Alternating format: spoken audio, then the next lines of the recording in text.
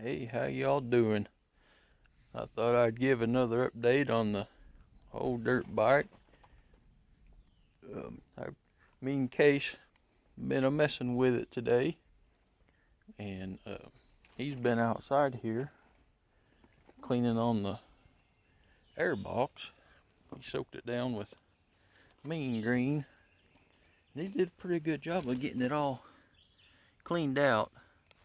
I mean, it still needs a little more, but we end up getting us a rain shower. As you can tell, his bucket is sitting on all wet. So he up in the house taking a break from that, which I come on down a little bit ago. I've been working on the carburetor, and I like these old dirt bike carburetors. Pretty simple. This right here is the throttle cable.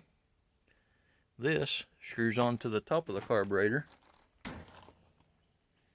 right here, and of course this spring goes up on the cable and then down in here, and the cable attaches to the slide that moves up and down in there, and that throttle cable pulls that slide up and down.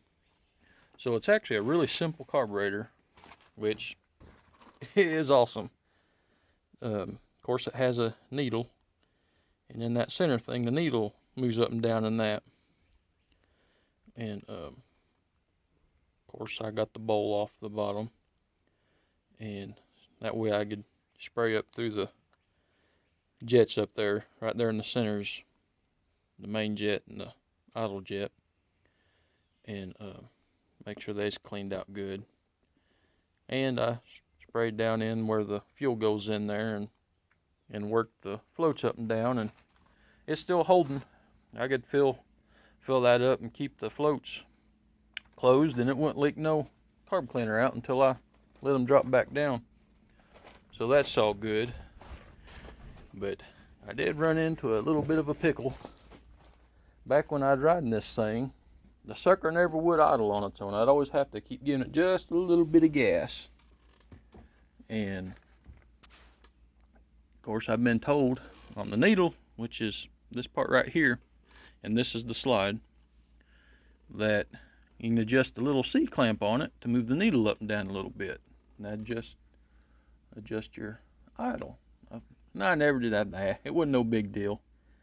You know, it'd kind of down a little bit, and you blip the throttle a little bit, and it'd raise a few hundred RPMs, and then it'll slowly kind of go down and blip it again. Which I never did actually sit around and idle much. If I stopped for any time, I just turned it off because I was either resting or jawing with somebody or what have you. So I didn't think too much about it, and I just left it alone. But here, where I'm taking apart cleaning it, of course the slide a little sticky, which I've cleaned it up. You can tell it ain't in the greatest shape. It's got some pitting on it, but it had some gunk on it too. That's the worst of the pitting there. But I've cleaned it up, and it'll move up and down freely inside the carburetor now.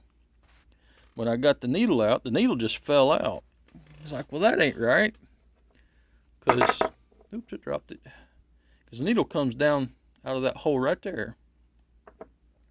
And I thought, well, there ain't no C-clip in there to hold it. You know, how in the world does it hold it? So I was looking at some diagrams and stuff, and I even watched a little video. I thought, you know, I ain't got that all the way apart, because this right here, it screws down into the top, and that there is the end of the cable fits in that groove right there and then pulls up. And of course this screwing into the slide with a cable pulling on this piece is what moves the slide up and down in the carburetor. And so I thought, well, I need to unscrew this right here and see what I can see. And I clean, of course you can tell this is still a little bit cruddy. I thought, Lord, there's a C-clip down in there attached to something. So I got me a little bitty small punch, little bitty dude, and turned her upside down and give it a few taps, and here this here little dude popped out. So I'm going to have to get me new needle for this. From what I've seen, it comes in a rebuild kit. And usually the rebuild kits I've seen came with a new one of them slides. So that'd be good, being this is pitted. This still works, but still yet. I could still keep this for a spare. But yeah. So this is something else I uncovered. First, I uncovered the mouse haven in my airbox. And now I've come upon this little issue. So, but goodness, this dude's an 89. So that is well over 30, well, right at 30 years old anyways, if not over 30. So whenever you're working on old stuff like this, you always can expect some little snags like this. Anyways, messing with this and came upon that, and I thought, well, I'll go ahead and do a little video and show that. And that might not have been the greatest explanation on how that works, but it might give you a little bit basic idea. This is way simpler than a lot of four-stroke stuff when it comes to carburetors, because whenever all you have is that slide in there and the cable pulling up and down, I mean, goodness, of course you still got to choke and stuff, but it comes apart so easy. This, quite literally, of course, like I said, this screws on that cap right there. You can loosen the intake and airbox boot, twist it out, hang it down off the cable, and do whatever you need to the carburetor, as long as you don't need to mess with that needle and slide. And you could take the whole carburetor apart and clean it with it on the bike. And you got plenty of cable to do that with too, because this normally is way up in there and it'll swing out where you can get to it easy.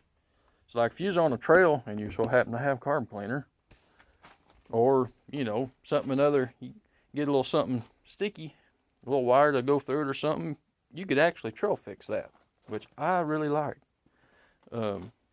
These old KDXs are dandy bikes, I think. Even for their age, I think they're, for trail riding anyways, they're great trail bikes, in my opinion. That's why I love this thing so much. But anyways, that's another update on what I got going on here with the carburetor. And looks like I'm going to be ordering some parts, a rebuild kit. Anyways, hope y'all's having a good day, and I'll talk to you later.